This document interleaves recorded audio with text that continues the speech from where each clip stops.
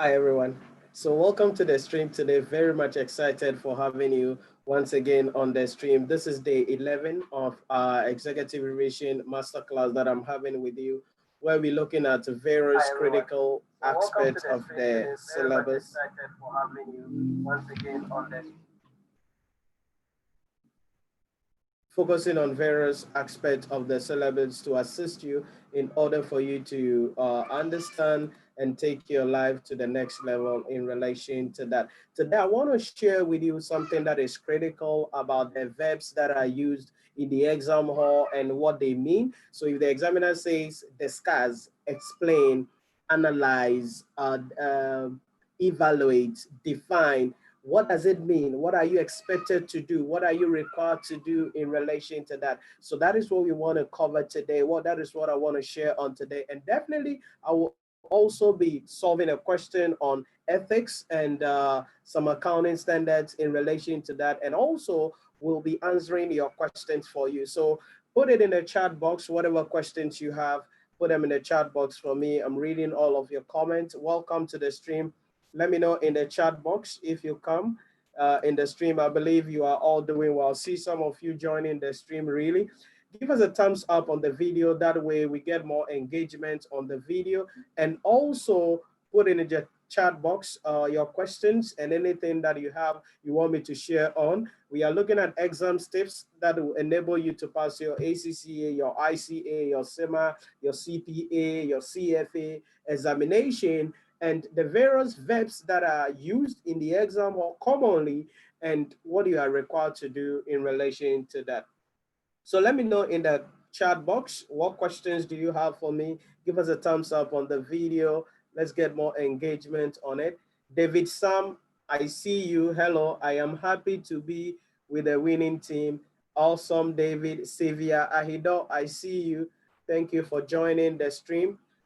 Whatever questions you have, put them in the chat box for me. I'm going to be answering all of your questions for you in relation to that. So any questions, maybe we can do some Q&A in the beginning before I go into my tips for you in the exam. Kledos, I see you. You are welcome.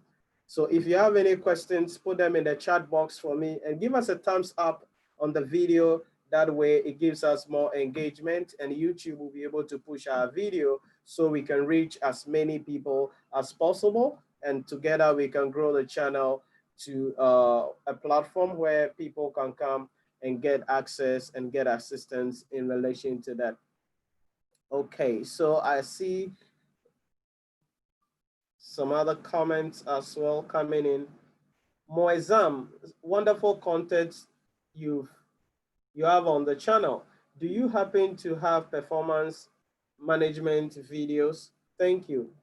Yeah, definitely, Moizam. We have videos on performance management. We have videos on absorption costing, activity-based costing. We have videos on performance evaluations, throughput accounting, relevant costing analysis. We've shared a couple of content on the channel on performance measurement. So, Moizam, just check the playlist, management accounting, I guess so. Let me just cross-check and see. Yeah, management accounting fundamentals. Check that playlist, Moizam. Definitely after watching this live stream, because I have a lot of tips here that will help you as well.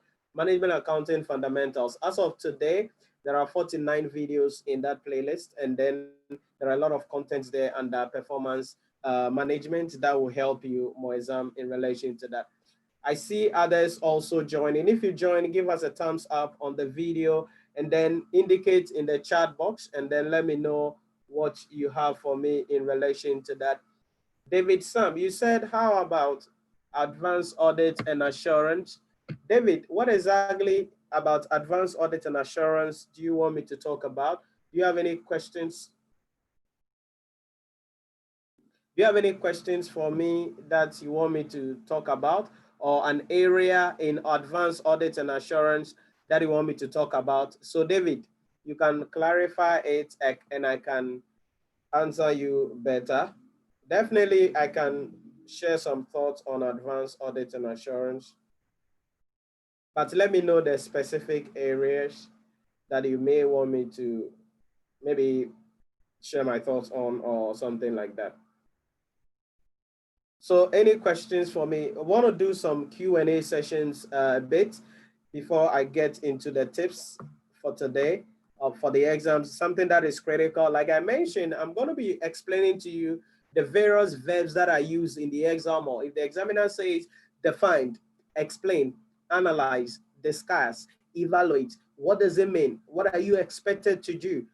Then if the examiner asks you a question, for instance, discuss the accounting issue, the ethical issues, and then the appropriate action. This is especially for SBR, corporate reporting students, as well as financial reporting students in relation to that. So if the examiner asks a question like that, what are you expected to do? Because remember, definitely there is a question in the exam hall on discuss, on evaluate, on the issue in relation to ethics, and then accounting issues. So I want to share some of the things with you in these key areas today. But like I said, I want us to do some Q&A sessions starting off. If you know there is somebody that must join the stream, share the video with them so that they come on, okay? Jennifer Aban, I see you. You said financial reporting, please. Jennifer, what exactly in financial reporting do you want me to talk to you about? Is it that you have a challenge in a specific standard or something you want me to talk about? If you are specific, Jennifer, I can assist you better. David Sam, if you are still on, let me know what in advanced audit you would want me to share my thoughts on. And then Tamba, Brima, I see you. Thank you. Thank you for the thumbs up in the chat box, thumbs up on the video as well. David Sam said, do you have such video, live or recorded, in relation to advanced audit and assurance? Yes, David Sam, we have the courses available online that you can enroll in and get full access to their course. So advanced audit and assurance, yes, we have a lecture, a course on that online that you can enroll in and get full access to the course in relation to that. So in case you would want to find out about that, you can WhatsApp or call us 050-114-9296. I've put the contact in the chat box as well. You can pick it up and then call us for details in relation to that.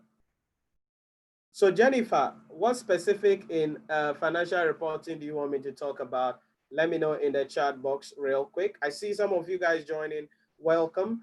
And let's see how we can take the discussion today in relation to that.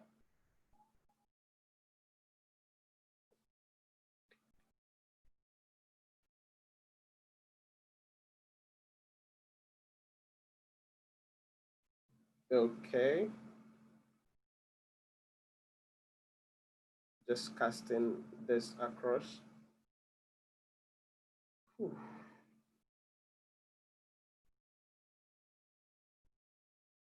Okay. Some other comments coming in. Let's look at them real quick.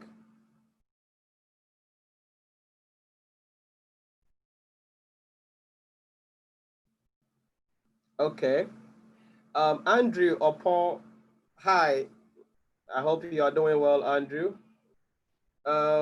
Jennifer Aban said, yes, please. Can we WhatsApp you? Yeah, you can WhatsApp me if you have any inquiries to make in relation to that, or you want to enroll in a course in relation to that. Jonas, you are welcome to the stream. Thank you for joining the stream. Like I mentioned, and you saw in the title, I want to discuss with you some exam steps, the verbs that are used in the exam hall, how you can answer the question. I'm going to bring up a couple of illustrative questions, and then we're going to see how we can answer those questions in relation to that. So if the examiner says defined, explain, evaluate, what is he talking about? What does he expect you to write on? What does he expect you to say in relation to that? If he says criticize, if he says describe, if he says recommend, if he says outline, what does it mean? What should you expect in the exam? Or because one of the things that we have identified that the examiner has mentioned also about is that many students lack the understanding of the requirements of question verbs. Now, what does the question mean when he says illustrate, when he says interpret, when he says list, when he says outline? What does it mean? But not only that, if you're a level 1 student, what kind of verbs should you expect? If you're a level 2 student, what kind of verb do you expect the examiner to ask, and what are you supposed to do there? If you're a level 3 student, what kind of verbs do you expect and what do you do there? And that is what I want to discuss with you today, because a lot of you go into the exam hall and you digress because you end up writing things you're not supposed to write, writing things you think you are supposed to write, when you hadn't really answered the question in relation to that. So that is what I want to share, discuss with you today in relation to that. So any questions, please put them in the chat box. I'm going to be answering all of your questions for you. Just maybe a brief Q&A, then we go into the tips in relation to that. So if you have any question, maybe you watch a lecture or we did something last week, you did not understand and you need some clarity on them, you can put it in the chat box and I'm going to be answering all of them for you in relation to that.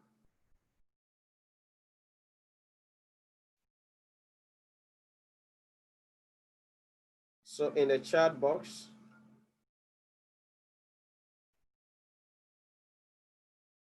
just casting this real quick.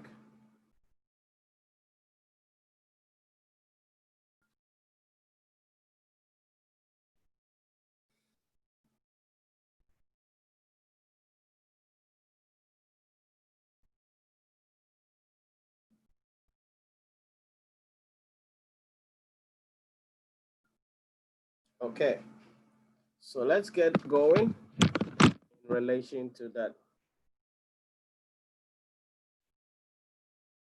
Okay, so one of the things you need to understand is that aside studying, preparing for the exams, or working a lot in relation to the various requirements to the question, what are you expected to do in the exam hall? I see a comment.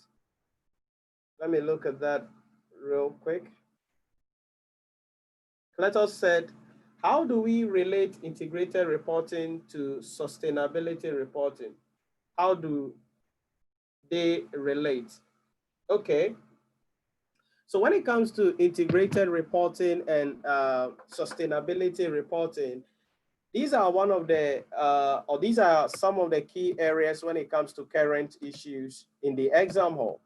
So when it comes to what you need to do in relation to financial statement preparation, entities will want to find out at the end of the day, what have we done? What value have we added to the environment?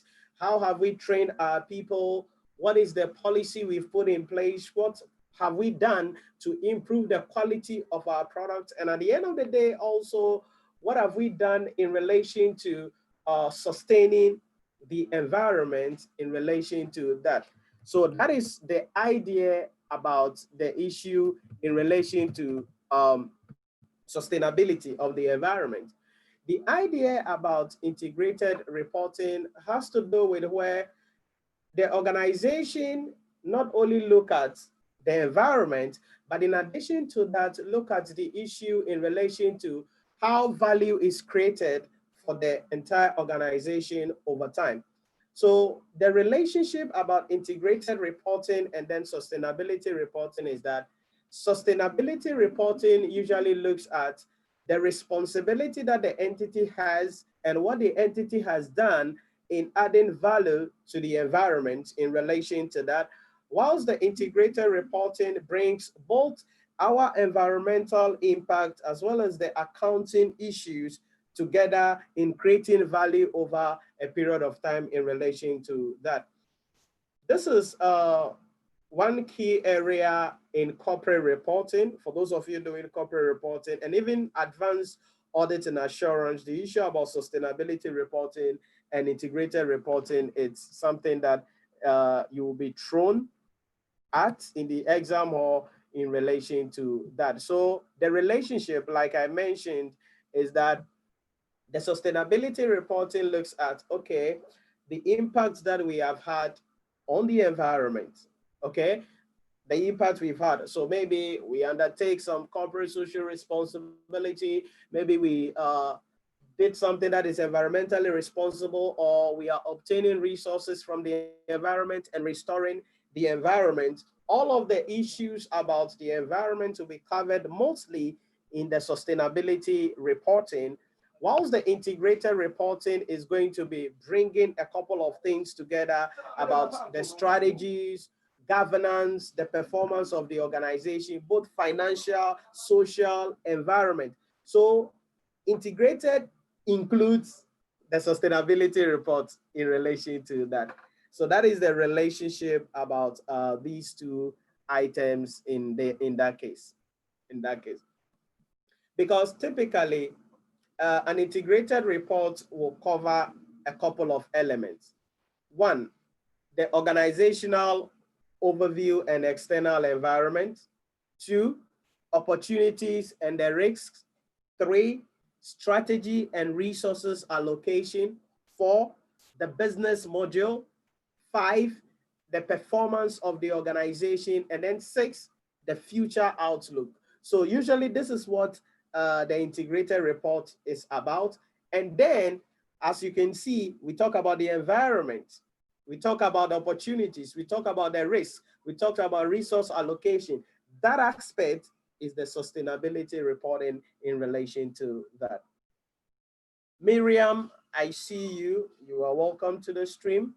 Any questions for me? Put it in the chat box. If you join the stream, give me a thumbs up on the video. That way we get more engagement. So YouTube will be able to push the video so we can reach as much people as possible. Seidu, hi sir, I'm happy for today's lesson. All right, Seidu, you are welcome to the stream. Okay, so any other questions for me? Clara said thank you, okay.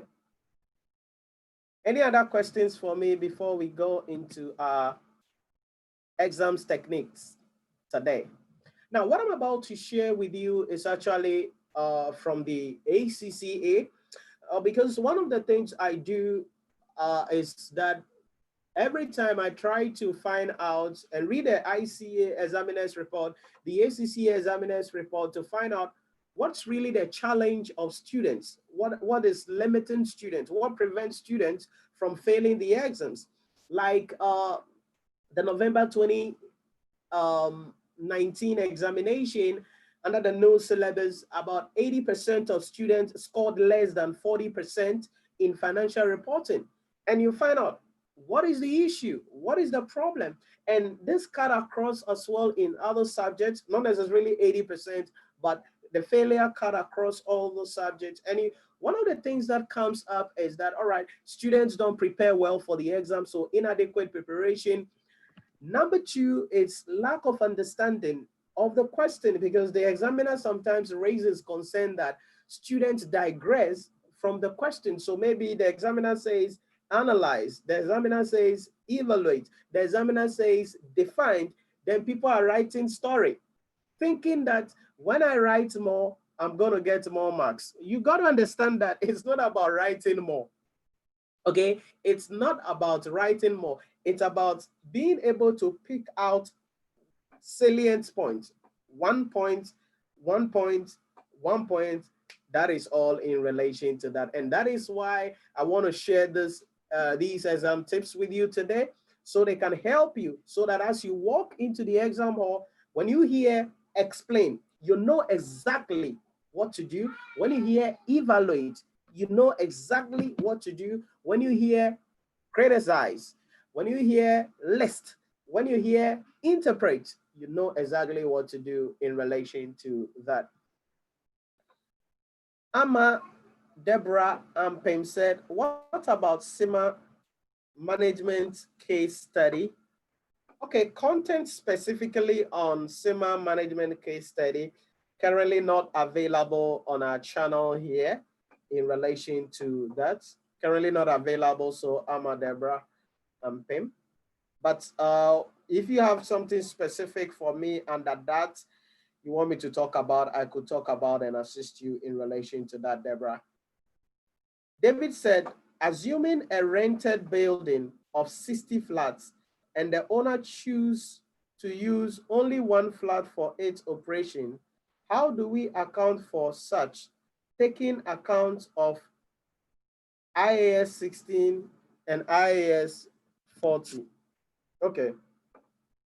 Assuming a rented building of 60 flats and then the owner chooses or choose to use only one flat for its operation. Okay, so David, it's simple. You are already answered the question indirectly. What is going to happen is that the flat that is used for the business operation will be accounted for in accordance with IAS 16.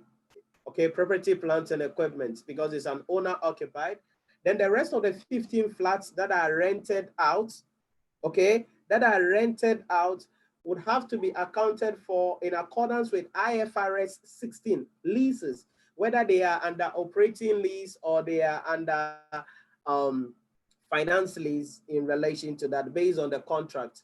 So David Sam, it will be based on what kind of lease it is, what kind of rental it is. If it is just a normal rental, yeah, definitely, then it will be accounted for in accordance with the as an operating lease and the IFRS 16 in relation to that.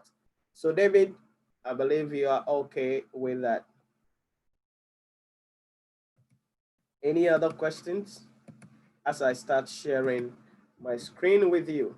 So we go through our discussion for the day. So like I mentioned earlier, the document I'm sharing with you here, it's totally from the ACCA website. It's available in the public from the ACCA website. And I want to share and then relate it to some specific questions and find out what you are supposed to do in relation to that. Then I see another comment coming from Cletus in relation to that. Let's see that.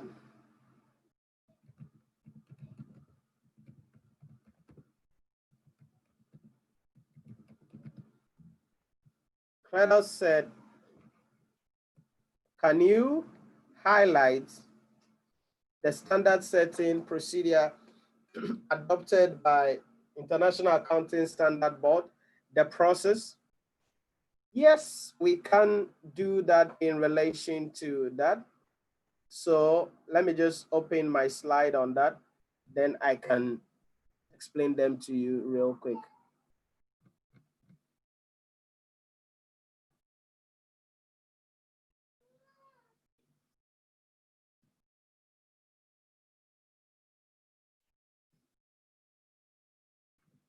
Okay, so ISB standard setting procedure.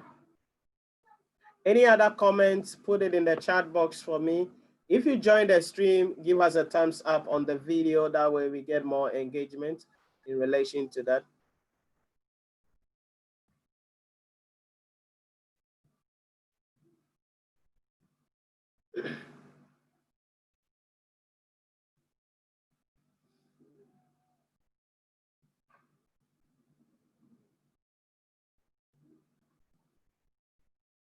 Okay, so when it comes to the standard setting procedure by the International Accounting Standard Board, they follow a couple of procedures in relation to that. And now the first thing we need to ask ourselves in relation to that is, okay, when will the International Accounting Standard Board say they are going to set a new standard? You see, at every time they find out to look out for changes in the environment. So if there are changes in business operations, changes in what is happening in reality, they look at how investors are reporting and results coming from, for instance, how businesses are collapsing and other things, then they realize that shareholder management may not be properly accounting for a certain item.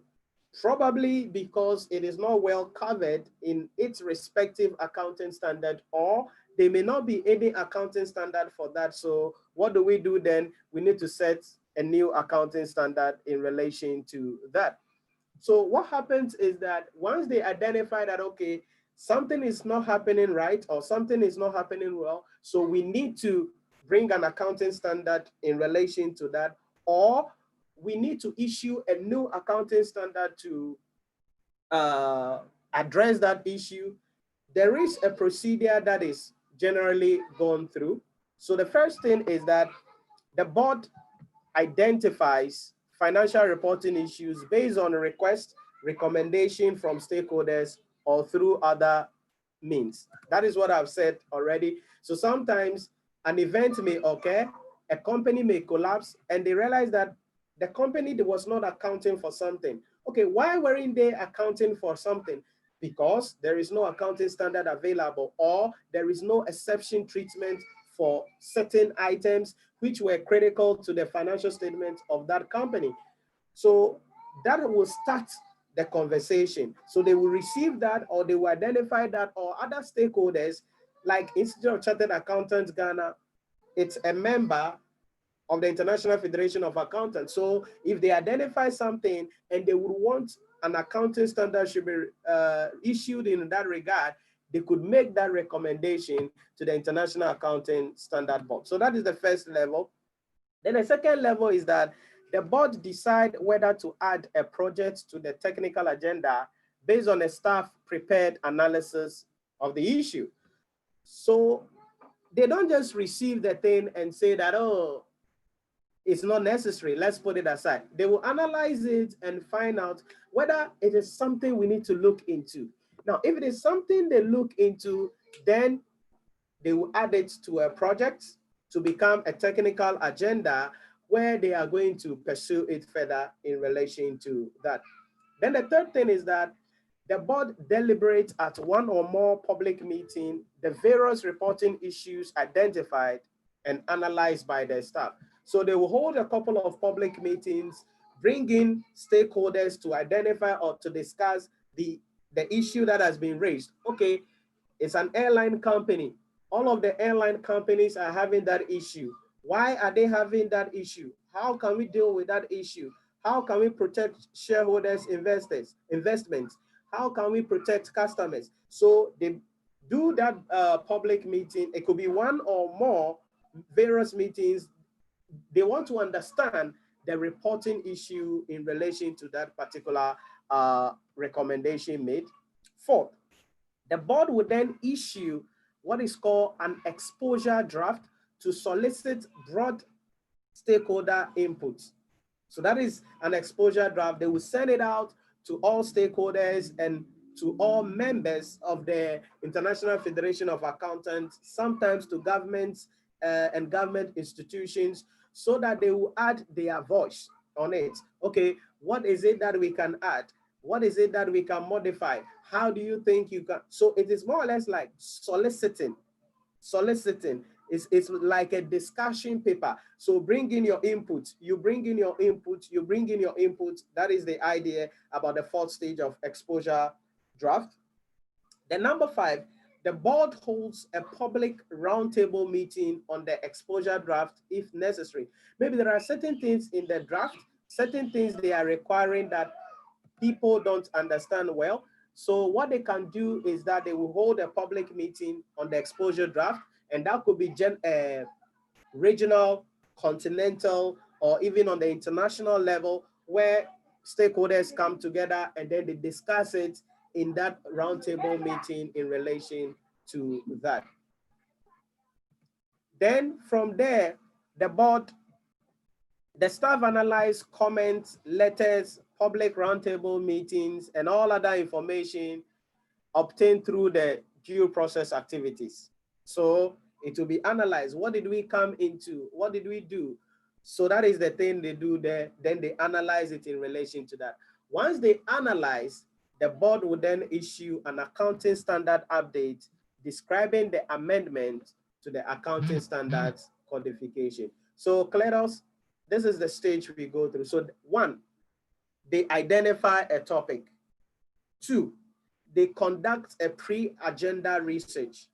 Okay, should we go into it? Is this something we need to develop a standard for?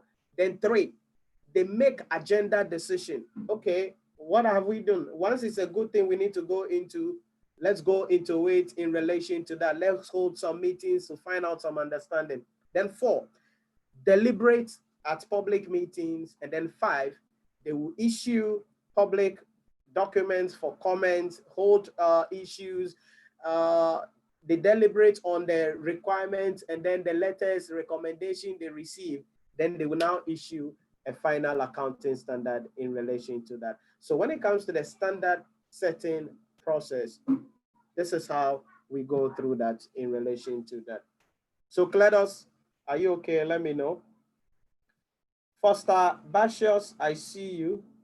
You are welcome. Give us a thumbs up on the video, all of you guys. Thank you very much.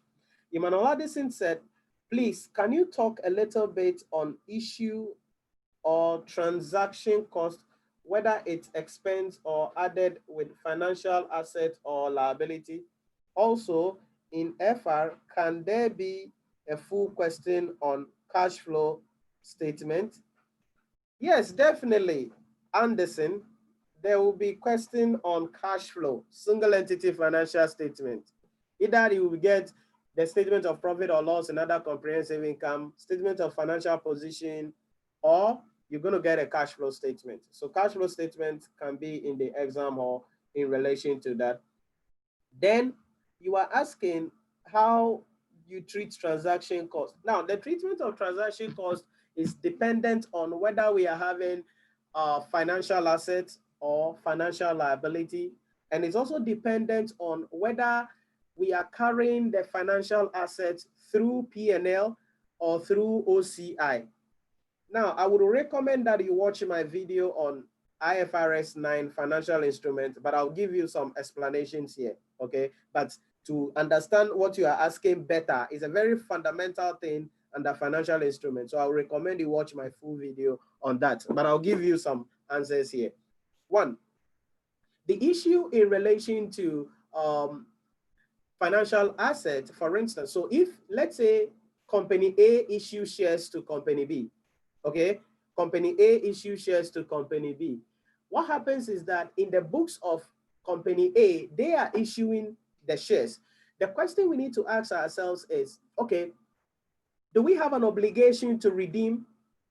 Do we have an obligation to repay?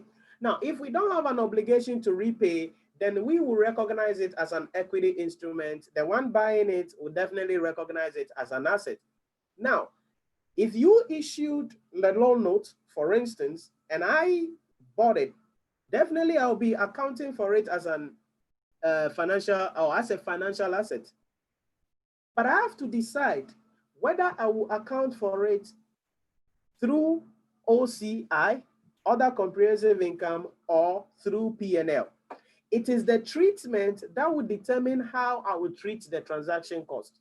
So if, for instance, I say that I am accounting for the debt that I've bought as a long-term strategy, so I want to account for it through OCI, then the transaction cost would have to be added to the cost of the assets in relation to that, to the cost of the debt that I've bought in relation to that. So it's going to be capitalized. I credit my cash book, I debit the financial investment or financial assets in that case. But if I'm holding it through P&L, then the transaction cost will be written off in relation to that. So that is what you have to understand when we talk about the issue in relation to treatment of financial cost and then issue cost. So like I said, it depends on how we are counting it. Is it through OCI or through P&L? That will determine whether we account for it. When it comes to the entity issuing, the standard states that the transaction cost that we incur would have to be deducted in the determination of the fair value of the liability that will be carried into our books using the amortized cost approach in relation to that. So Addison, I believe you understand the concept in relation to that, because like I said, You can watch if you're asking this question, there is a fundamental understanding you need about financial instruments. So maybe you have to watch my full video on that. But let me know if the explanation I gave was clear. I see other comment. Charles Zuli, I see you. Give us a thumbs up on the video. And then Charles Zuli said, good evening, sir. Please, may you do we the late joiners by recapping from the beginning today's lecture. It was because bad network, please. Okay, Charles, basically, I've not really done any thing, no, just answering some questions from your colleagues in relation to that as you came in that case. There was a question about the standard setting procedure, and then Grace said, please go over the standard setting process again. Okay, Grace. So I mentioned that when it comes to the standard setting process, generally there are 7 steps we go through. The first one is to identify the topic. So like I said, the International Accounting Standard Board can look at what is happening in the industry, or stakeholders can write to them and find out, okay, this is happening. So I think you need to issue a standard on it. You need to work on it. So that's the first step. They identify the topic in relation to that by recommendation that they will receive or findings that they will have in relation to that. Then once they receive that, the second step we mentioned is that they now decide whether they should add it to a project or they should add it as a project. So that is the issue about conducting a pre-agenda research. Okay, so we've identified the topic. We've seen that a lot of banks are collapsing. So why are they collapsing? Is it that they are not reporting some things well? We've seen a lot of airline companies collapsing. Is it that they've received the request, identified the topic, now they do a pre-agenda research. They have not set out to do the research, but they want to analyze. Is there some iota of truth in it? Can we work on it? That's the second step, conducting a pre-agenda research. Then the third step is that they would deliberate, the board deliberates at one or more public meetings to identify the various reporting issues that has been identified. That is what is called making an agenda decision in relation to that. So they meet with the stakeholders, with their staff, and then they identify, okay, can we look into it? Okay, what is the reporting issue here? What is the negativity here? Okay, there is a standard already about this issue. Okay, what is the weakness in this standard? That kind of thing in relation to that. That's the third step. Then the fourth step is that once they identify that, okay, this thing is a serious issue, we need to go into, the issue, what is called an exposure draft. Now, the objective of the exposure draft is to solicit broad stakeholder input in relation to that. So the exposure draft is to solicit comments from the public, comments from accountants, comments from regulatory bodies, comments from governments, comments from other international organizations. That is what is done through the exposure draft in relation to that. And that is the fourth step. So once they issue the exposure draft, sometimes they would have to host a public roundtable meeting on the exposure draft, because there may be things in the exposure draft that stakeholders will want more clarity on. For that reason, they will hold a public roundtable meeting if necessary. So that the fifth step is not always done, but if it is critical, if it is fundamental to the standard, potential standard they are working on, then they will issue that in relation to that. Then the sixth thing they do is that they will re-deliberate on the issue. Their staff will analyze all the comments that has been received, all the roundtable discussion, all the information that has been obtained through the draft exposure, the exposure draft document and the roundtable meetings. Then they come to a finalization. Then they will now issue a final standard in relation to that. So this is what you need to understand in that case. So Grace, are you okay now? You asked that I go over the standard setting procedure or process again. Let me know in the chat box if you are okay, Grace. Then Cletus said, if a question asks for the discussion on ethical conflicts that may arise, will it be bad to identify the ethical issue, its effects, and reason why it is against the ethics and recommendations? Okay, Cletus, I like this question a lot, a lot, a lot. I actually have something that I'll be discussing with you around ethics today. So I will just talk briefly about it. Then I will go into the question I want to share with you guys today. Because this is a very important aspect in corporate reporting, SBR, strategic business reporting as well in relation to that. So he said, if a question asks for discussion on ethical conflicts that may arise, will it be bad to identify the ethical issue, its effects, and reason why it is against the ethics and recommendations? Okay. So the question is, discuss on ethical conflicts that may arise. So since the examiner says discuss on the ethical conflicts that may arise, the question we need to ask ourselves is, what does it mean to discuss?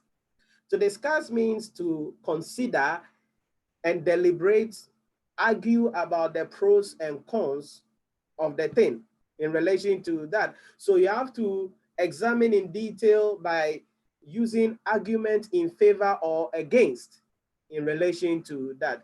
So yes, it will be okay for you to identify the ethical issues, but this is where you got to be careful in relation to that. You identify the ethical issues, the effect and the reason and why it is against the ethical consideration. That is too much for a question on discussion. It's too much, Cletus, but definitely you identify the ethical issues that may arise. Necessarily, you may not need to do or give any recommendation, okay, because the examiner did not ask you. If anything, appropriate action could be the best. Because anytime there is an ethical issue, there has to be an appropriate action to be taken. So appropriate actions are always three things all the time. When you are asked about ethical questions and the examiner says, identify the ethical issue and the appropriate action, after you identify the ethical issue, there are three broad actions that the accountant or the auditor can take. That is to confront the issue, say it the way it has to be. Number two, seek advice. And then number three, to resign, period.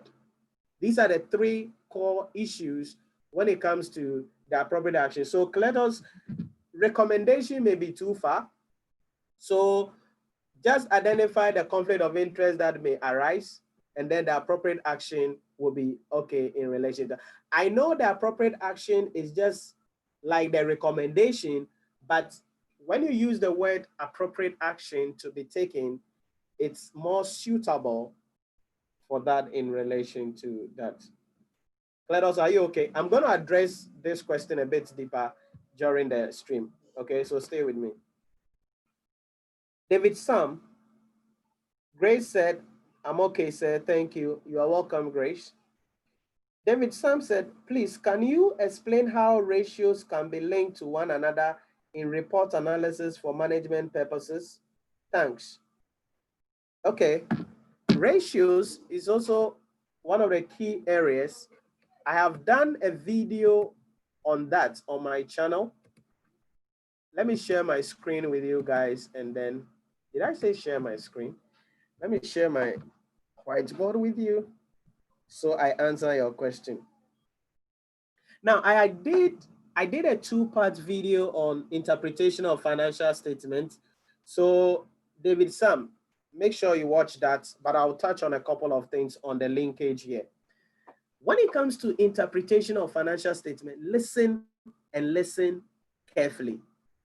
Anytime the examiner asks you to analyze, evaluate the financial statement, the workings, the calculations will not score you much. The bunch of the marks is in your explanation, your evaluation, your analysis in relation to that. So your question, David Sam, is how do we link? That is a broad thing, but I'll just do a guinea pig illustration here in relation to that. So for instance, when you are interpreting, you have to interpret them together. So you write profitability ratios. Now under profitability ratios, there are about 3 or 4 of them that you need to look out for in relation to that. The first one is the asset turnover, AT. The next one is ROSI. And then the third thing is maybe net profit margin and then gross profit margin. So let me do the interconnectedness for you in relation to that. Now, asset turnover measures how much sales revenue is generated from each $1 of assets invested. Okay, how much sales revenue is generated from each $1 of assets invested. Now, ROSI and asset turnover are closely related. ROSI, on the other hand, has to do with the returns we are making on every $1 of capital invested in relation to that. Ideally, if your asset turnover is going up, then your ROSI should also be going up, but the reverse can be true. Why could the reverse be true? The reverse could be true in the context of the fact that your asset turnover may be going up, but your ROSI may be falling. Why could that be happening?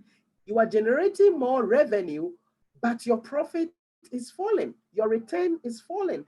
Why is that happening? That could be happening because the entity may be incurring a lot of cost of sales, a lot of operating costs, a lot of distribution costs, a lot of administrative costs in relation to that. So you see the relationship? So always when you are doing the interpretation, you need to link it. You don't write asset turnover and say, it has increased by this, dabi. That is KG2 analysis. You have to do professional analysis here. And so the linkage is very important in relation to that. Also, if your net profit margin is going up, all other things being equal, you expect your ROSI to go up. But a funny thing can happen where your net profit margin is going up, but your ROSI is falling. Now, your ROSI could be falling because your capital employed is increasing in relation to that. So that is the interconnectedness about the ratios in that case. Like I said, David, you can watch my full video. I did a 2-part video on ratio analysis, and that will help you a lot to understand this as well in the relation to that. Then when you're explaining even the asset turnover, there is a linkage to that, to the trade receivable days. Because if your trade receivable days is going up and your asset turnover is also going up, it could confirm that the sales that are increasing is due to increase in the debtors of the organization. What could it mean is that the entity was offering a lot of sales on credit. That was why the asset turnover went up like that in relation to that. So that is another connection. So like I said, David, you can watch the full video on interpretation of financial statement. It's just a 2-part video. It will help you to understand these very well in relation to that. Does it make sense? Then Prince Anor said, sir, please, said you are going to talk about explain, discuss, and others. Yes, I'm going to come to that. We are answering a couple of questions here. These are also very important. I'm looking at exam steps, so these are all critical. David Sam said, please, can you speak a bit on the framework and exposure draft? I do need your support on that. Thanks. Framework and exposure draft, that could be a more detailed work in relation to that. So maybe this is what I can do, this is what I can do. Probably we can have another session on that, or better still, you can hit me on Skype, Premium Educator, and then I can maybe provide you with some assistance on that, since you said you need a support on that, if it is possible. Jalo Alaji, it's been a while since I saw you. Where have you been? I believe you are doing well. Give us a thumbs up on the video if you join, okay? That way we get more engagement on the videos. And YouTube will be able to push us so we can reach more people. All right. I guess that will be all. Okay, any other comments, you can put it down as I go through our exams tips for the day. Let me share my screen with you. Ebenezer Arthur, I see you. You are welcome.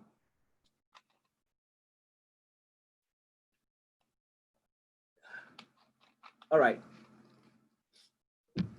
So when it comes to going into the exam hall, you need to understand the requirements of the level you are at. Because there are times you are learning on a shallow level, but you need to learn on a higher level. I'm talking to the level 3 students here in relation to that. So level 1 is usually about knowledge and comprehension. Level 2 primarily is about application and analysis. So you're going to be applying, you're going to be analyzing. Level 3, it's about evaluation and synthesis. It means we are putting you on the field, not as an expert, not as an individual who is able to do the job like somebody who is on the field, but equally to somebody who is on the field in relation to that.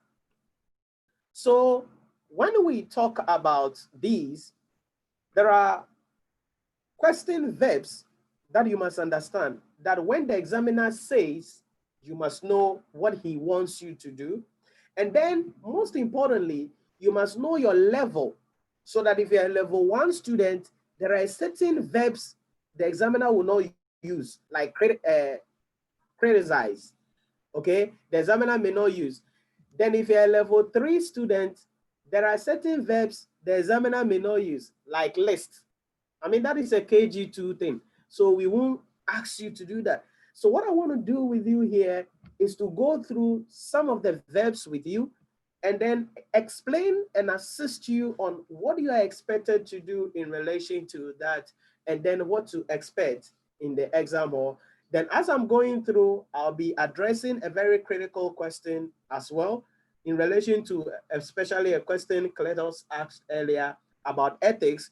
And if you are doing financial reporting, management accounting, corporate reporting, audit and assurance, this is very critical for you, and it's fundamental for you in relation to that. So stay with me. If you have any questions, you put it in the chat box. Ebenezer Arthur said, I couldn't join the tax class on Saturday. Anyway to get the video. Yes, the video will be available on the portal. So I think you should be notified when it is uploaded on the portal. So let's go through. Where's my cursor? Okay.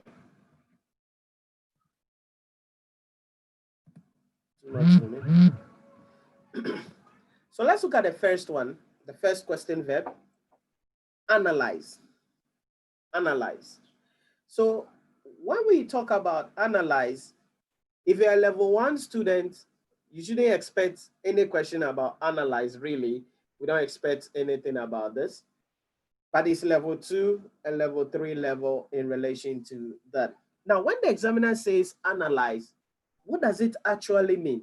What does it actually mean? And this is why I want you to be careful with me here in relation to that. What that actually means is that break into separate parts and discuss, examine, or interpret each part. Break into separate parts and discuss, examine, and interpret each part. So that is why you will see that the examiner will say analyze the financial performance and financial position of the organization for the year ended 31st October 20x9. So if the examiner says analyze, it means there are various parts of the coin. That is why about interpretation of financial statements, you need to look at profitability. You need to look at liquidity, all right? And as you are explaining issues about gearing, you must look at how other, so anytime you hear analyze, have it in your mind that it's a composite thing, and you must break each of the parts down and examine the parts differently and provide answers on them in relation to that. So that is one thing you have to understand when the examiner says analyze. Analyze. Now, you got to be careful here because some of you, when you hear analyze, you start writing essay. But you got to be careful. The fact that you should analyze, talk about the separate parts and discuss the separate parts doesn't mean you write essay. You got to be straight, direct, related to the case and what is happening there in relation to that. So as you can see, you realize that it says key tips. Give reasons for the current situation and what has happened. So relate it to what you are learning in relation to that. So that is what we mean by analyze. Like I said, a lot of you will be writing essay. We don't need essay. Be direct, be straightforward, be specific. It says analyze the financial performance and financial position using the computed ratios above. So that is what you're going to do. Go straight to the point and don't digress in relation to that. So that's what it means by analyze. I see a couple of comments. Let's see them real quick. Amma Deborah said, so these tips don't apply to CIMA, but only ACCA and ICA. No, it applies to CIMA because these are verbs used across professional examination. And so when these verbs are used, it's cutting across actually. David Sam said, thanks for ratio comment. Well explained. Okay. Thanks in advance on the framework and exposure concern. I will contact you later. Okay. Jonas said, even for CPAs, those exam themes can apply for sure. Definitely. Definitely. So analyze, if you're a level 2 student, expect it. If you're a level 3 student, expect it. And when we say analyze, it means there is a composite and you need to break down each part and talk about it in relation to that. Augustine Boatin, I see you. I trust you are doing well. The next one is apply. What does it mean to apply? Apply. The actual meaning of apply is that to put into action pertinently and or relevantly in relation to that. So the key tip here is that you properly apply the scenario or the case. Very, very important. So how will you apply a module? So this is, for instance, let's say we're doing strategic case study in relation to that, and we are given a scenario and we are supposed to use or how does the pistol framework apply to this case? How does the pistol framework apply to this case? So you've got to be careful here. There are political factors, environmental factors. There are, how do we call it? The issue in relation to social factors, technological factors, ecological factors, legal factors. These are the things. But you've got to apply it to the case. So if in the case there are no political factors, you don't bring them up. Are you getting it? Or how will you use the Potter's 5 force? No, the balance scorecard. Apply the balance scorecard to the performance evaluation of this organization. You are using the balance scorecard. It means you apply it relevantly to the case. Recently, we were solving a question in class in management accounting on the balance scorecard. And my students did not do that well in relation to that. They were just writing the knowledge aspect of it. And it was interesting when we were going through and they were like, whoa, that means that we need to do a lot of tests like this, a lot of assignments like this, so we really know how to apply the module. Because you can know the module, but it has to be relevant to the case. So you don't write knowledge, you apply it to the case in relation to that. This is where a lot of students digress, especially when it comes to using modules like the balance scorecard, the Porter's five forces, the Porter's diamond, the Porter's generic, the SWOT analysis, this kind of things. They write knowledge, but it has to be relevant, pertinent to the case under consideration in relation to that. Alhaji Jallo said, yeah, I'm doing good. Keep up the good work. Thank you, Alhaji. Next one, assess. Assess. This is a favorite word by the examiner, usually in the level 3. Usually in the level 3. Now, when we say assess something, what does it mean? Now, the actual meaning for assess is that to judge the worth, importance, evaluate, or estimate the nature, quality, ability, or significance of something. So when the examiner says assess, it means that talk about the strength, talk about the weaknesses, talk about the importance, the significance in relation to that. So assess. So this assess can also be a ratio question. So assess the performance of the organization using the balance scorecard. Assess the performance of the organization using the ratios computed. So when you hear that, it means that you need to talk about the strength, you need to talk about the weakness, you need to talk about what the entity excelled in and what the entity did not excel in. This is very, very important. So you don't just look at the positive side and talk about it. You need to look at the negative side as well in relation to that. That is what we mean when we say assess. Assess. Then another common one that you're going to be seeing is to calculate. This one, it just means calculate, all right? It's a numerical thing in relation to that. So we could be given a scenario in corporate reporting, SBR or FR, financial reporting, and the examiner can say, calculate the fair value of goodwill. So you just calculate. So with this one, all you do is that you go straight to the exams and then you calculate the thing. How is goodwill computed? You bring the fair value of consideration transferred, you bring the fair value of NCI at the date of acquisition, you less the net asset at the date of acquisition, boom, you get your goodwill in relation to that. So for calculate, almost always students don't have problem with that in relation to that. Next one, comment. Comment. This is another common language in the level 3, especially. Comment. So if the examiner says, comment on the performance of the organization, if the examiner says, comment on the behavior, the ethical behavior of the accountant, comment on the evidence you will obtain in auditing the financial statement, like, comment. What does it mean? What do we do?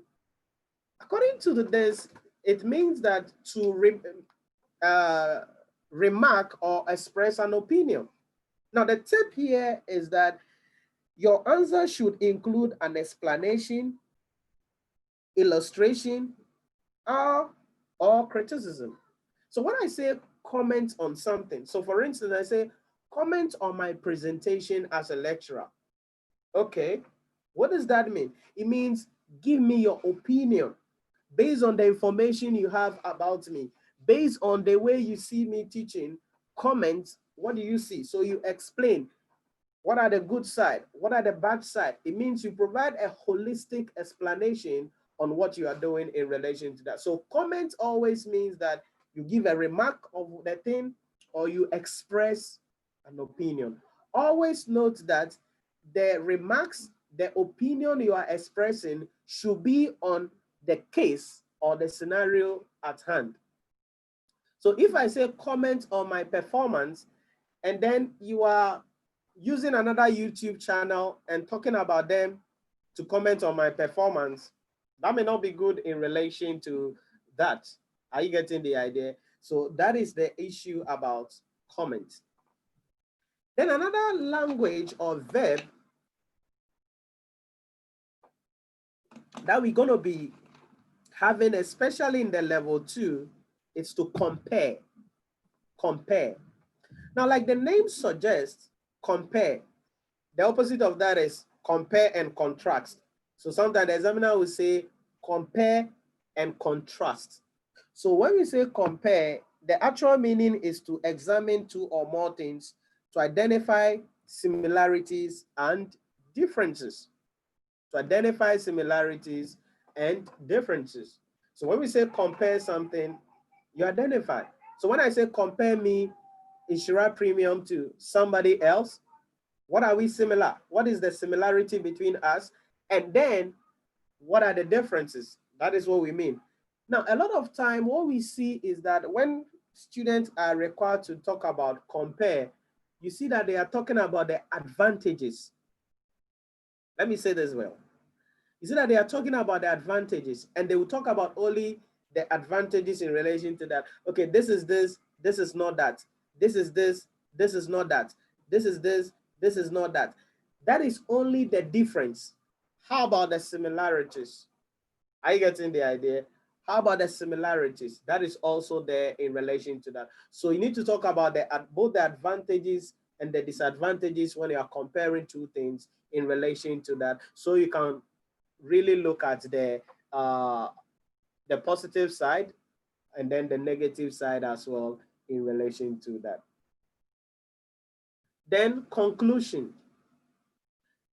What conclusion can you make on the statement made by the audit partner? Conclusion. Level 2, level 3 verb. So when the examiner says this, what is he talking about? What does he want you to do? What is he really talking about? The actual meaning of this is that the results or outcome of an act or process or event, final arrangement or settlement. Key tips: end your answer well and a clear decision. So you are given a scenario. What is the scenario here? Let's say you are given a scenario that the auditor was involved in the preparation of the tax returns for the organization, and you are the audit partner. And this is somebody on the audit team who assisted the finance director in the preparation of the financial statement, and it is part of the working papers, and you are doing a hot review before you can issue your auditor's report. So what conclusion can you come up with? So in answering questions like that, talk about it, tell us the outcome of the event, but there has to be a clear decision at the end of the day that we need to do A, B, and C to be able to do the thing in relation to that. So that is the verb that you must understand about to conclude. To conclude. Now, let me discuss with you something here in relation to that about ethics that I spoke to you about in relation to that. So I'm going to show you a question here.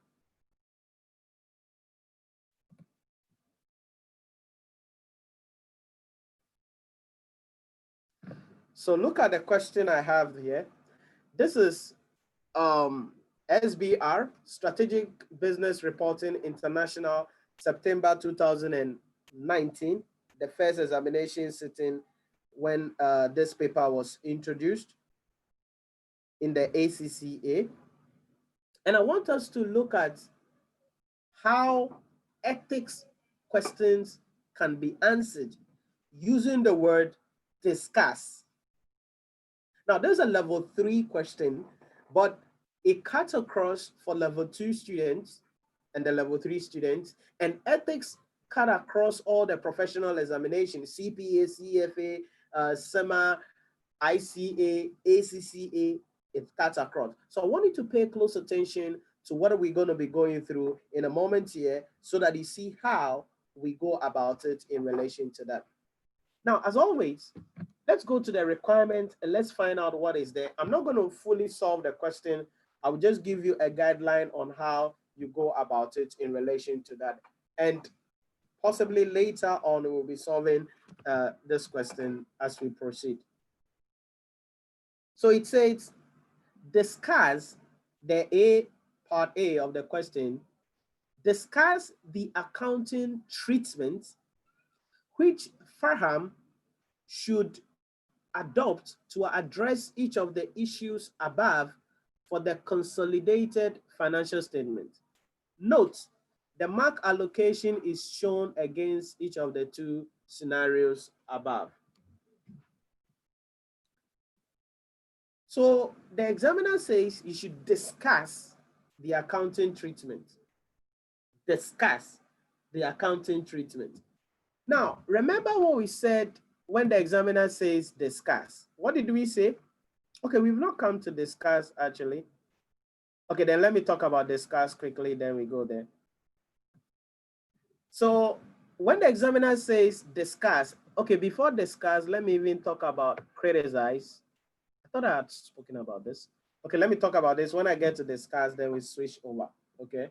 Because I want us to have an understanding of discuss, and we use that to go through that question. Ebenezer, after said, please, if possible, kindly go through the ratios and the framework. I have done a full video on the ratios on the channel already. And Ebenezer, you are one of our online students. So on the study portal, you have a detailed video on ratio with practice questions on it in relation to that. And I've answered a question in relation to that today already. So possibly I may not go over that again today, but maybe in another one of the live stream from tomorrow, I could go over that. So criticize. So when the examiner says criticize, what do we mean? Criticize actually mean present the weaknesses, problems, evaluate comparative worth, don't explain the situation. So when we say criticize, it means present the weaknesses, the problems, evaluate the comparative worth in relation to that. So the key tip here is that criticism often involves analysis. So criticize it. What are the weaknesses? What are the problems in relation to that? Remember, the examiner says, or the report here is saying that don't explain the situation. We don't need you to explain the situation. Just criticize it. Okay, so criticize Nhyira Premium's teaching. Okay, when Nhyira Premium is teaching, it does this, it does that. Don't explain the situation. We don't need the explanation. The situation has been presented to you. You don't need to explain the situation. You just present us with the weaknesses, the problems. Define. This is one of the things you can see, or it's one of the cheapest requirements there. Now, when the examiner says define, it simply means that it's usually a meaning of a specific course or a subject. It means that you explain the exact meaning, and usually define is short. If the examiner says define and you are writing like 4 or 5 lines, you're already failing. So define, you go straight to the point. Define an asset, go straight. Define liabilities, go straight. Define professional competence, go straight. So usually definitions are short. So when they say define and you are writing 5 lines, 6 lines, you're already failing. So you got to be careful about that. Very short, sweet, you go straight to the point. So what is an asset? An asset is resources controlled by an entity as a result of past events that, from which future economic benefit flows to the entity. Boom. No need to give us examples of assets. We just say define. Just define and go away. That is all. Because sometimes a lot of you do charity work in the exam hall. Now, when I say charity work, this is what I mean. You do charity work in the concept that something that the examiner didn't ask you to do, in your mind, you think doing it will award you mark. So you do it. That is what I call charity work. And because charity work, you don't get anything in return, the examiner doesn't award you anything in relation to that. Even though in practice, charity work gives you something in return. But in the exam hall, you are not Father Christmas. You are not doing any charity. Define. Go straight. Go straight. Next one. Describe. Describe. So when we say describe, what do we mean? The actual meaning of this verb in the exam hall, describe, means that give a detailed account or key features. So you list characteristics, qualities, and a parts of the thing. Now the tip here when the examiner says describe is that you make a picture with words. You make a picture with words. So when we say describe, it means that if somebody reads it, the person should know or should see exactly what is it about. Okay, so describe the standard setting procedure followed by IASB. So you should write it down, give us the account, a detailed account of how it is done in relation to that. Now, one thing that I need to also tell you about is the issue about the marks and the exams.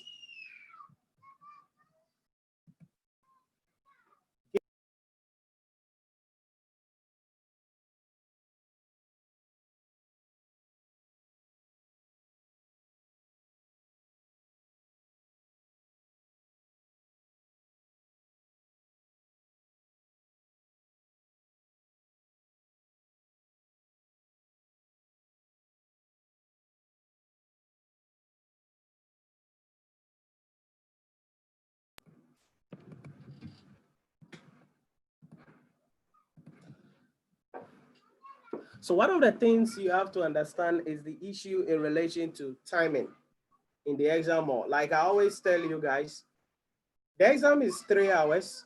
Some exams are 15 minutes. So you have to allocate your time to the max. So if we know it is 3 hours and it is 100 marks, we know that we spend 1.8 minutes for each 1 mark question. So 1.8 minutes for each 1 mark question in relation to that. So if that is the case, the question is, if it is a 7 mark question, you should do the math and know how much time you need.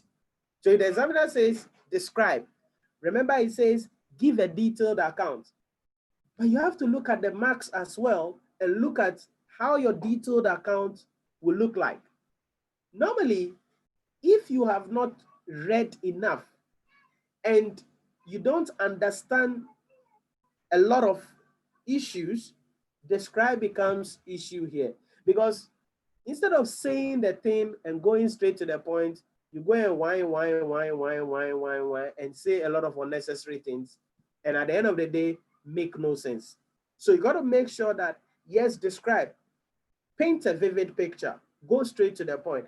How would you tell this to your daughter, to your son, to your younger brother, to your younger sister?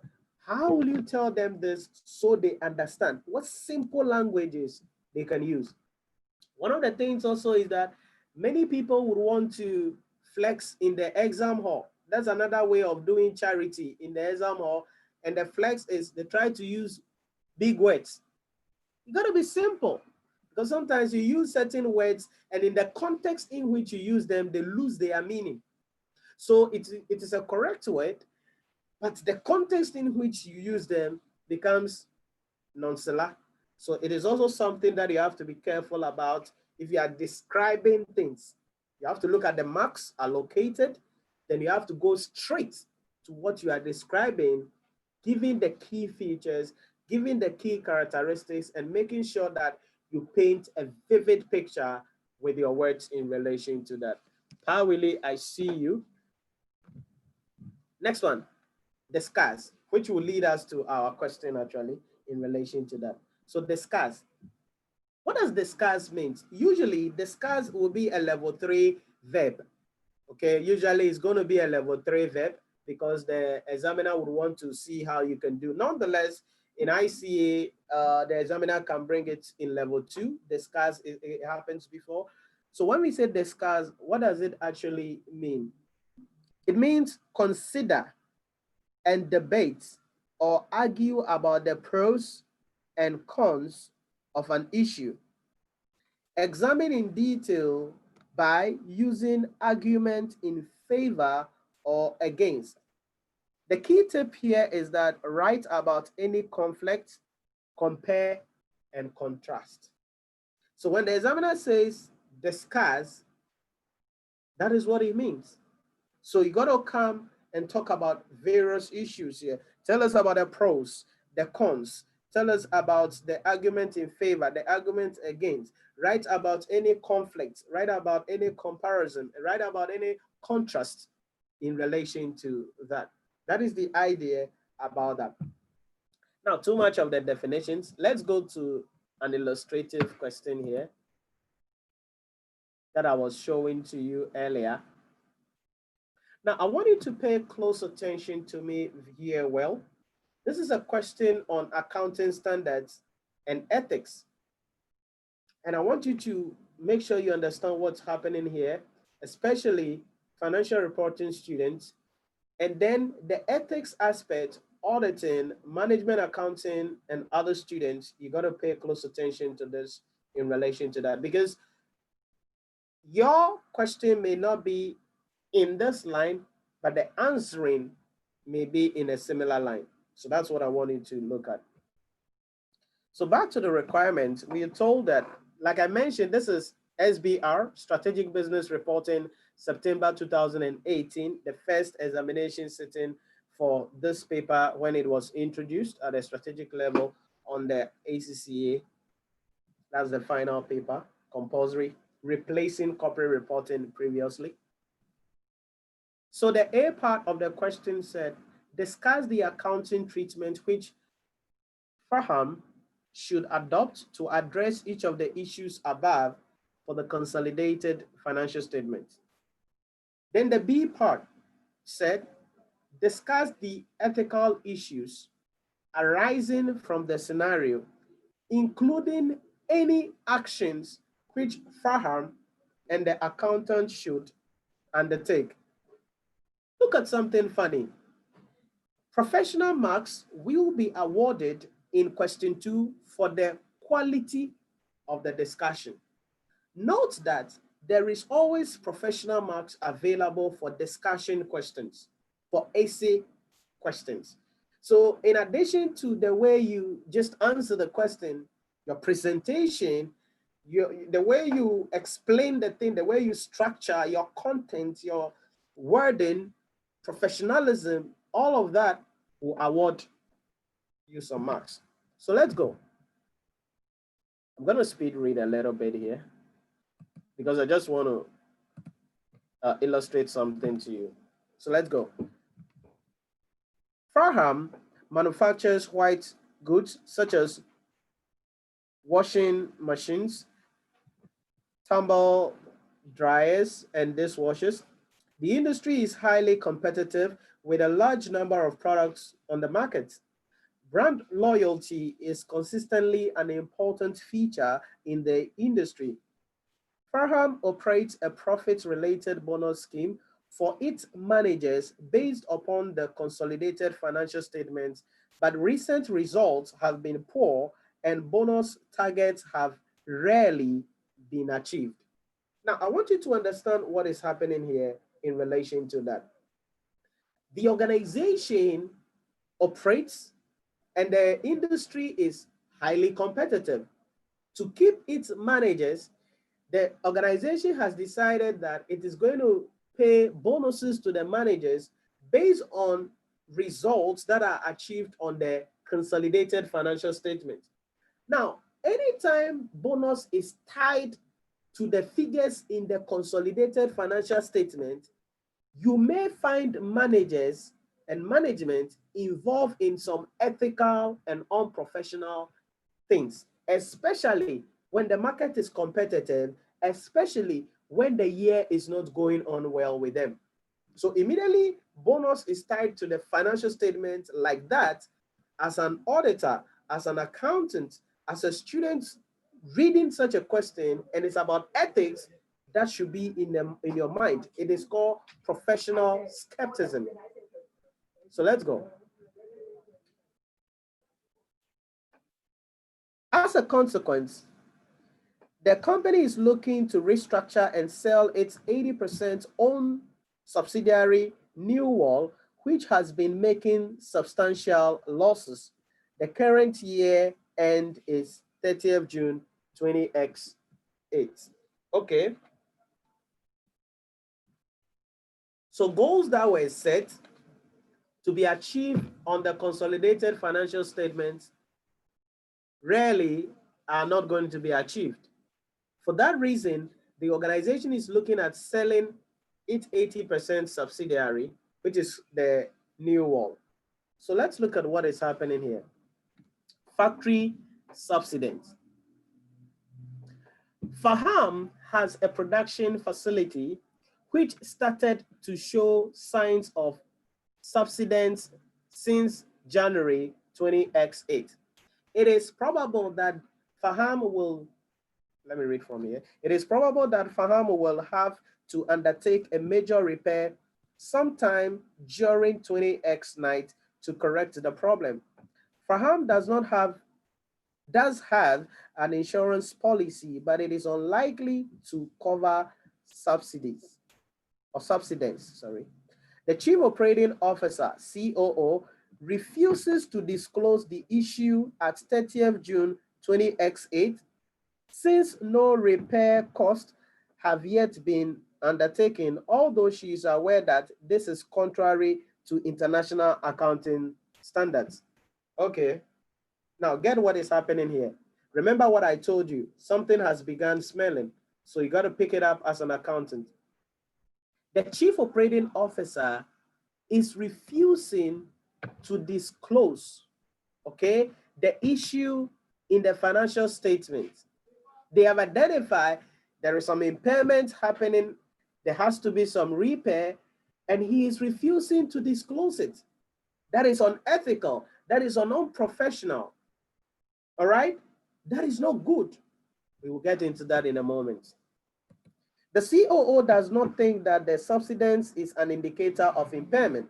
She argues that no provision for repair to the factory should be made because there is no legal or constructive obligation to repair the factory. Faham has a revaluation policy for property, plant, and equipment, and there is a balance on the revaluation surplus of $10 million in the financial statement for the year ended 30th June 20x8. None of this balance relates to the production facility, but the COO is of the opinion that this surplus can be used for any future losses arising from the subsidence of the production facility. Can you imagine that?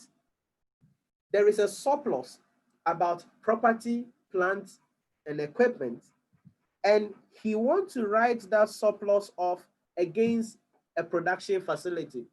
That is not good. So that tells us about the competence of the COO.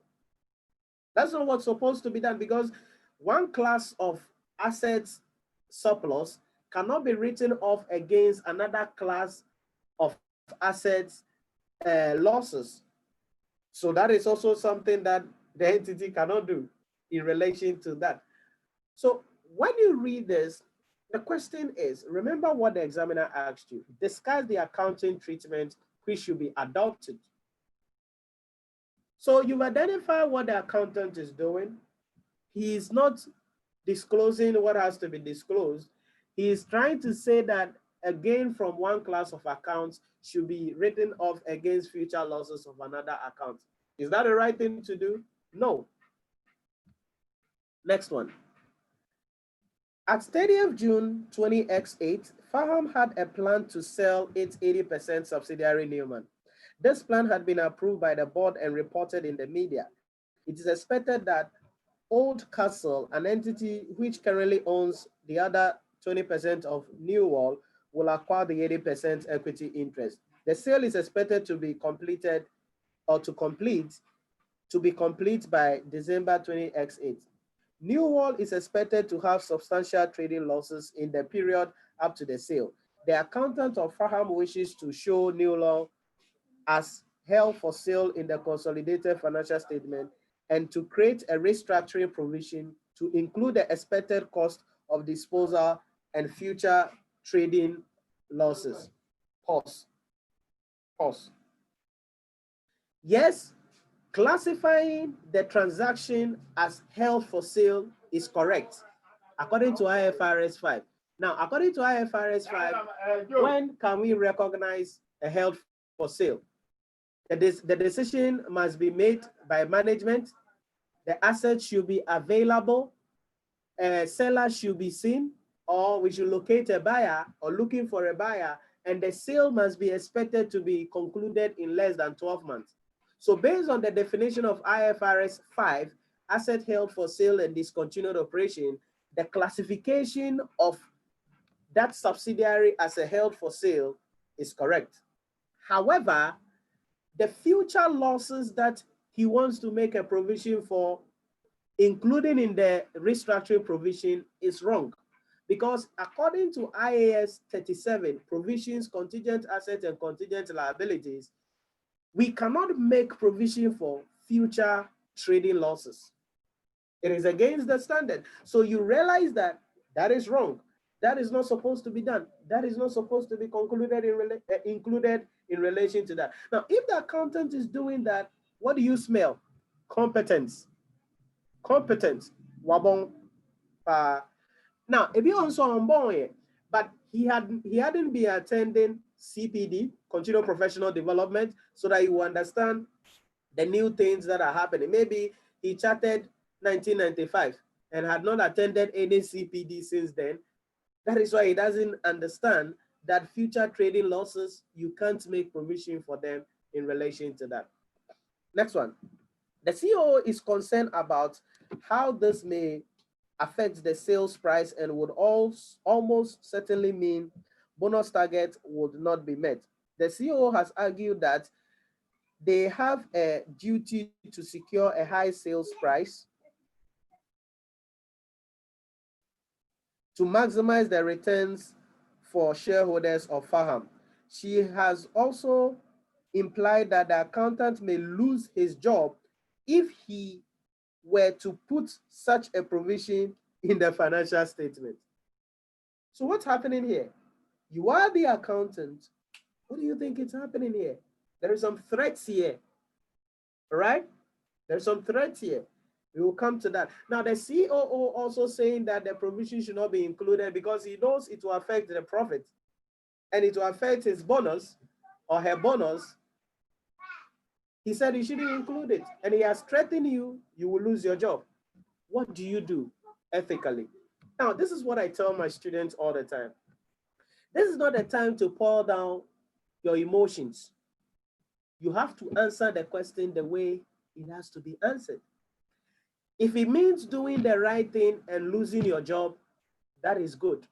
That is ethical. Because if not, and you are caught, you may lose your license, you may be paying fine, and even sometimes it may end up becoming an imprisonment if you are convicted. So it's always important that even if your job is threatened, like in this question, the accountant must still do the right thing or resign. So let's see.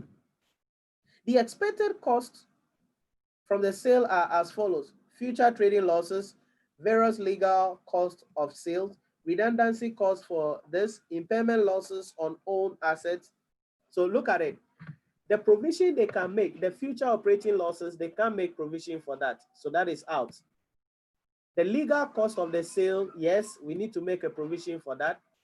Redundancy cost for the new wall employees, yes, we need to make a provision for that. Impairment losses on old assets. No. Own assets. We cannot make provision for that. We don't make provision for future impairments. It's not possible. Included within the future trading losses is an early payment penalty of 6 million for a leased asset which is deemed surplus to requirements.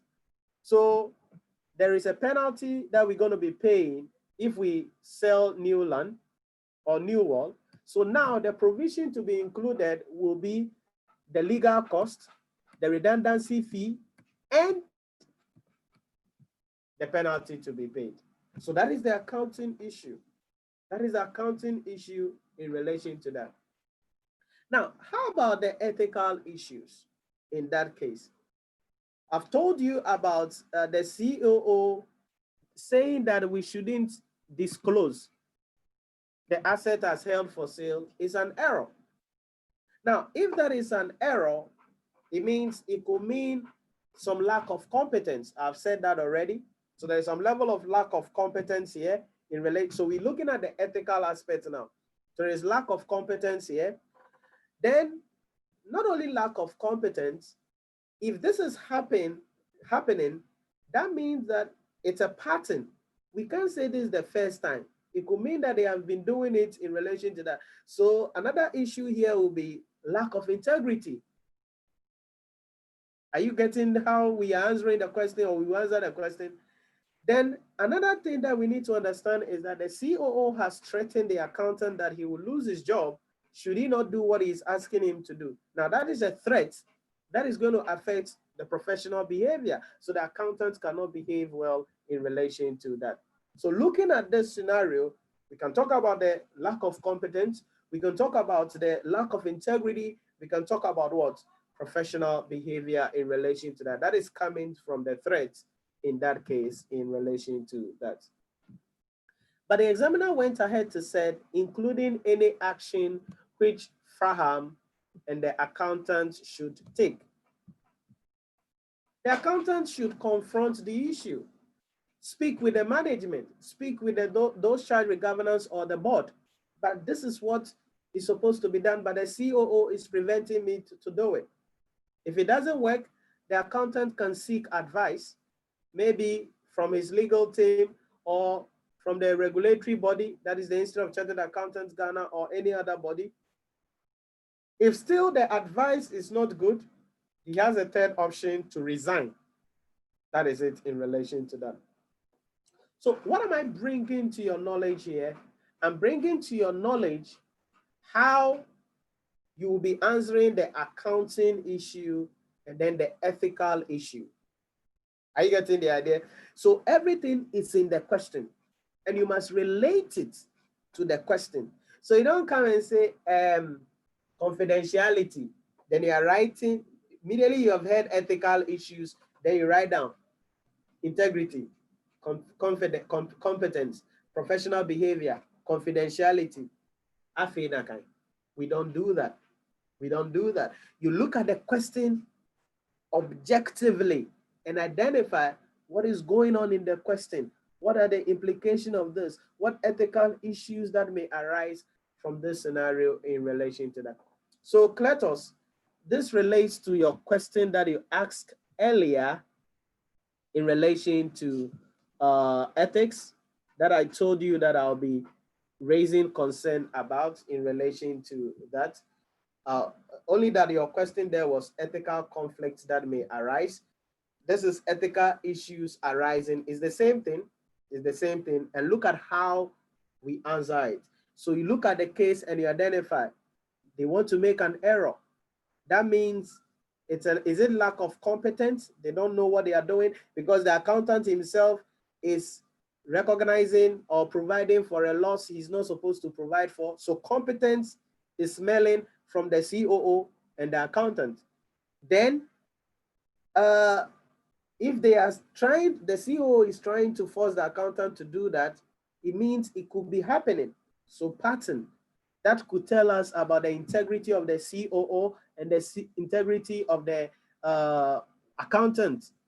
Then because the accountant is threatened that he will lose his job, that could affect his professional behavior. So he cannot behave professionally in relation to that. So this is how we go about questions of this nature in that case. Any questions, please, in the chat box? Any questions, please, in the chat box?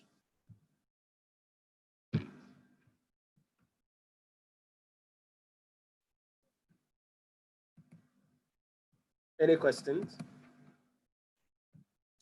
Okay, so let's go through real quick with the rest of the words that we have here, or the verbs that we have here. The next one is evaluate. Evaluate. So when the examiner says evaluate, usually this is a level 3 verb in relation to that. So evaluate. What does this actually mean? It means make a clear idea, show logically how a concept can be developed. So you evaluate the thing. Okay, so you show clearly what it has to happen. So the key tip here is that you mention the evidence, the case, the point, and issue to support your evaluation in relation to that. So when I say evaluate something, you make a case, you bring up points to really support your evaluation. Why are you saying this? Bring up the points to support it. Usually, as always, from the scenario, from the case in relation to that. Next one, explain. Explain, we are talking about the issue in relation to, no, I actually read the definition for explain and evaluate, only that they have almost the same behavior in relation to that. So evaluate, like I said, it will be in the light of the scenario, and then explain will be to make an idea clear in relation to that. Illustrate. Give concrete examples. Explain clearly by using comparisons or examples. Key tip, add in some description. So when we say illustrate, it means you need to talk about it. It's like you're going to explain it. It's like you're going to describe it, but give us a concrete example. Because when you're illustrating something, you need to bring in some examples, relevant examples. Relevant examples. Not that we are talking about ethics, then you may be talking about the environment and about something that doesn't relate to ethical issues in relation to that. So you got to be careful and you give us a concrete example in that case. Interpret, you know this already. It means that you comment on, you give examples, you describe. The key tip here is that you include explanation and evaluations in relation to that. List, this is a level 1 aspect, and it means that you just list several ideas, aspects, events in relation to that. The tip here is don't discuss. So when the examiner says list, you don't discuss, you just write them down. List has a brother like state, okay? So you just write them down in relation to that. Then outline. Outline means describe the main ideas, characteristics. The key tips here is that briefly explain the highlighted points. So outline the factors to be considered when determining an organization's mission statement or when crafting the mission statement of the organization. So what factors do we take into consideration? We need to take into consideration the reason for the establishment of the organization. We need to take into consideration the vision of the organization. We need to take into consideration the stakeholders or the customers that they want to serve. So under each of this, you briefly explain the points in relation to that and relate it to the mission statement under consideration. Recommend. Recommend means advise the appropriate actions to pursue in terms of the recipient. To pursue in terms that the recipient will understand. The key tip is you give advice or counsel. So anytime you say recommend the appropriate action to be taken, it means advise us. What should we do? What do we do? So give us an advice in relation to that. Relate, a level 2 and 3 aspects. It means shows the connection between ideas and concepts. So you relate to real-time example in that case. State, I've already stated it in line with the concept about list. And then summarize. Give a brief, condensed account, include conclusion. Remember to conclude your explanation. So when the examiner says summarize something, it means summary. For those of you who remember summary in English in high school, and for those of you also who don't remember, it's abodenche, and the examiner will catch you there. So when the examiner says summarize, it means whatever you've read, whatever you've come into, put it in a cogent, a concise manner. Like at the end of the day, what are we talking about in relation to that?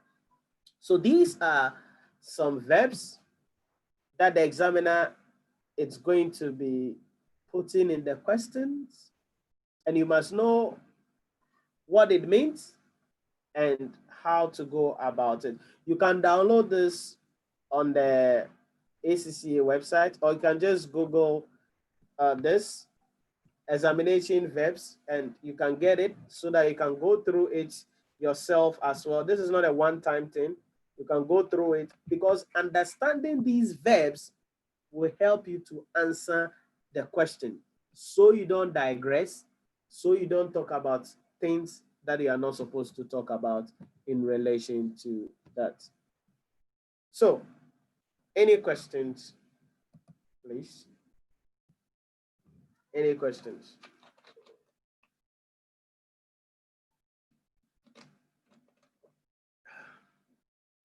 Any questions for me?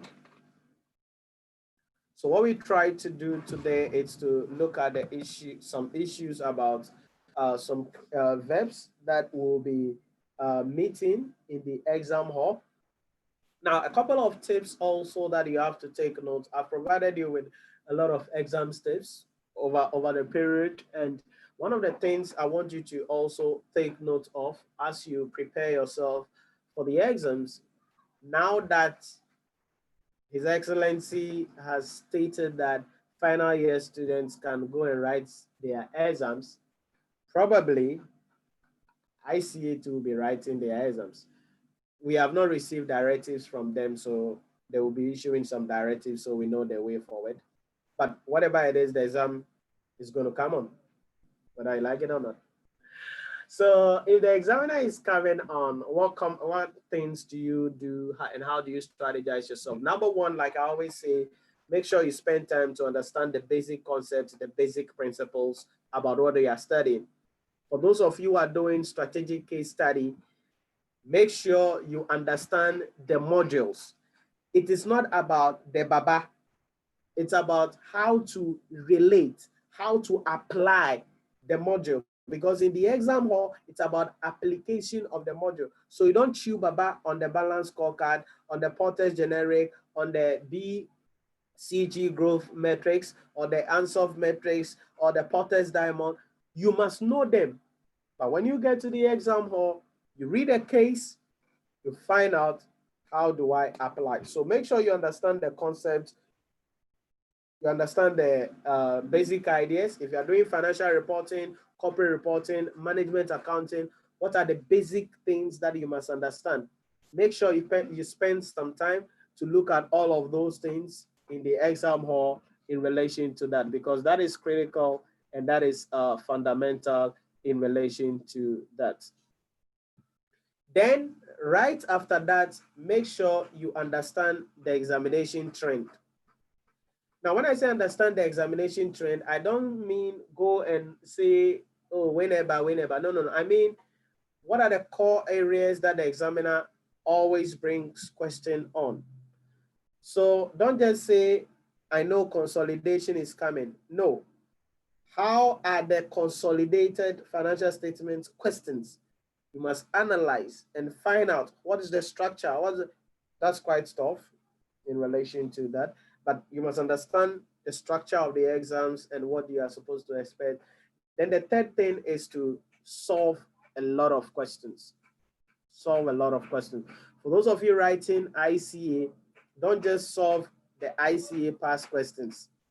Okay, because I have seen people printed ICA past question from 1963 to 2020. And they are trying to solve all of them. Please go outside the ICA as well. Get some ACCA questions. Get the question bank. Okay, the question bank sold at the ICA. Get a question bank as well. Go through the question bank. Get questions from other sources as well and solve it. I'm not saying the past question is not good. I'm only saying go outside that, because that is where you can identify new things and you can meet those new things in the exam hall in relation to that. The repetition is not something the examiner is going to be fan of or is going to be doing. But if you go outside, you are likely to bring in something in relation to that. So these are the things that you need to understand about the key issue. What I've just explained to you is the success academic triangle. And if you follow my work, you know that's already in relation to that. So any questions for me? This is what I want to discuss with you today on the exam tips, the verbs that you must understand for you to pass your ACCA, your ICA, your CIMA, your CPA, your CFA, and all the A's in relation to that. So any questions for me before we sign off for the day? God willing, tomorrow we're going to be continuing with our discussion. Still 4:30 p.m. I'll be coming your way, and we'll be lecturing on something as well. We received some recommendation from corporate reporting that we should do consolidated financial statements on corporate reporting, since most of the things we did around last week were for level 2 consolidation. So we are looking around that. Possibly tomorrow, Wednesday and Thursday, we may be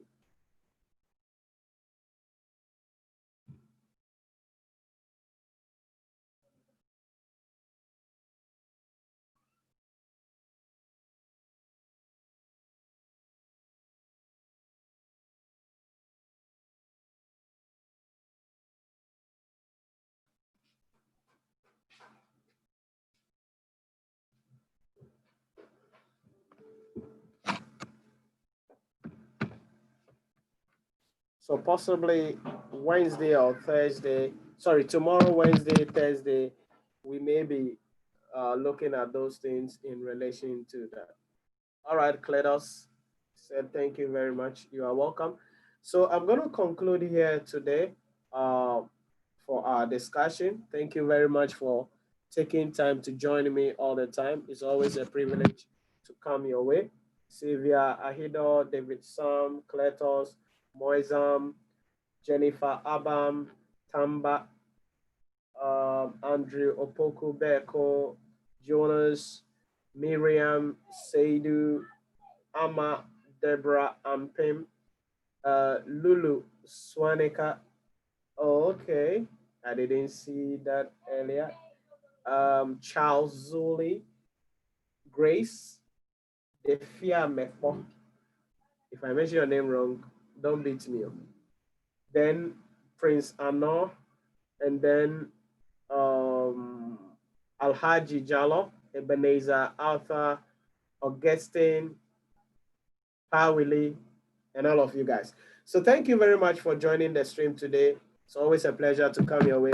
Continue to stay tuned with us. In case you've not subscribed to the channel, I don't know why you have not subscribed, but make sure you subscribe to the channel, hit on the notification bell. That way, if I go live or release new content, you will be notified by YouTube so you don't mix anything, so you can study well and prepare for your examination in relation to that. So God willing, tomorrow we will continue with our discussion, 4:30 p.m. Stay tuned. Details will be posted tomorrow morning on our WhatsApp platforms, on our Facebook pages, as well as on the YouTube channel page in relation to that. Continue to share the channel as well with your friends, colleagues, and someone, loved ones, so that we can get a lot of people coming on the channel and learning under my mentorship, so we can assist a lot of people to prepare well for the exams as now the exams are going to be opening up any moment soon in relation to that. So David Sam said, you have done well, sir. Well on the verb analysis. All right, David Sam. Thank you very much. Okay. So good night. Take care of yourself. Stay blessed. Still keep the faith. Keep praying. Keep trusting God. And make sure you work hard, because at the end of the day, you got to work hard to pass the examination. Bye-bye.